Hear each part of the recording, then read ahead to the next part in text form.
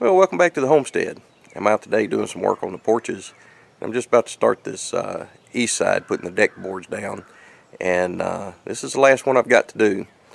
But I'd really like to make a good bit of headway on it today because my doors are going to be in for the house here pretty quick, and I'd like to have the porches finished up so I can go ahead and jump straight on the doors when they get in, getting those installed.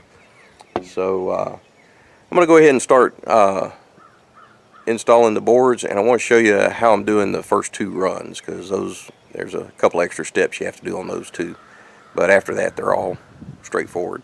So let me show you how I'm doing it. Alright, so where these boards come along and they run into the post, we have to have something to support the board where we notch out.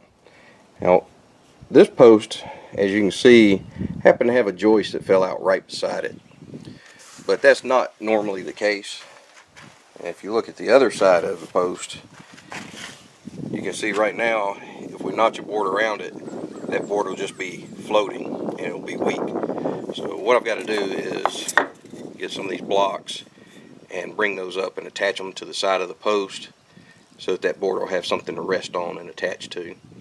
So let me go ahead and get those attached, and then we'll get a board out and start cutting our notches. Alright, so I've got the blocking in place on both sides of all the posts now, and I can go ahead and start cutting the first run of boards, not getting those notched around the post. But before I can notch the boards for the first run, I need to know how far out to run them. So let me show you how I'm determining that. Alright, so now that I've got blocking around all of my posts, I need to determine where to make the first run fall out. And the outside edge of the first run needs to match up with the corner of the south porch, and then it needs to match up with the corner of the north porch.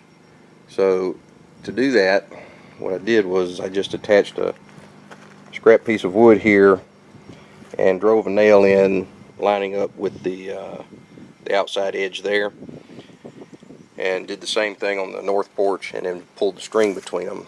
So if all of my boards on the first run come out even to this string, then I'll have a nice straight line for the outside edge of the porch, and it should meet up with the north and the south porch just fine. So now that that's in place, I can go ahead and lay the first board down and start marking where to do the notching on it. So let's get that in place. With the first board laid in place and butted up tight against the two posts, what I did was just put a square on the outside edge and butt it up to the post here, and then make a line where that is. That'll be one side of my notch. And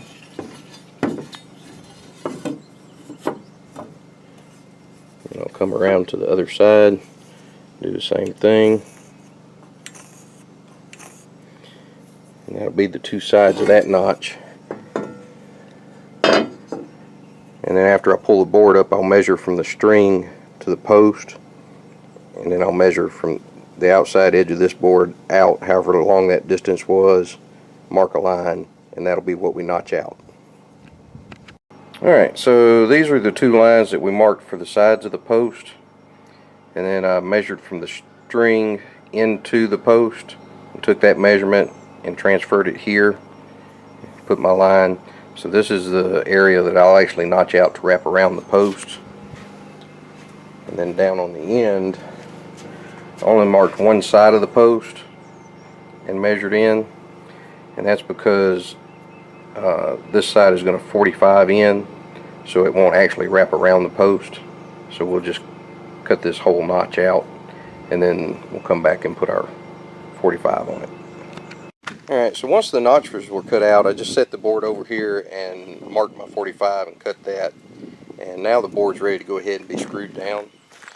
And what you're going to do is you're going to make sure, the sun is terrible, I don't know if you'll be able to see it or not, but I want the outside edge of this board to match up with this string. So I'll just push and pull the board in and out as I screw it down all the way along the line, following that string. And then I'll repeat the process probably 3 more times to get to the other end. And once that's done, this first line should be down. It'll all have the same amount of overhang and match the 45s for the front and the back porch. So let's get to it and see if we can get this first row down.